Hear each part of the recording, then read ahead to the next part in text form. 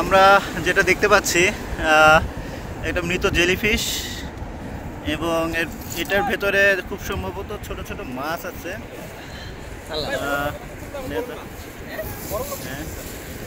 আমরা একটু এই তো সুন্দর আমরা দেখতে পাচ্ছি।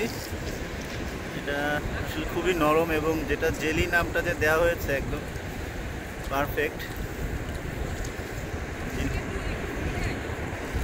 ভেতরে অনেক মাছ মনে হচ্ছে আমাদের কাছে ছোট ছোট। দেখা যাক বের করা যায় কিনা। দেখেন, ও বালি, আচ্ছা এটার মধ্যে অনেক বালি। এটার মধ্যে এই সাইডটাতে হচ্ছে খুব সম্ভবত মাছ থাকতে পারে। ডিসেকশন করতেছে না? হ্যাঁ হ্যাঁ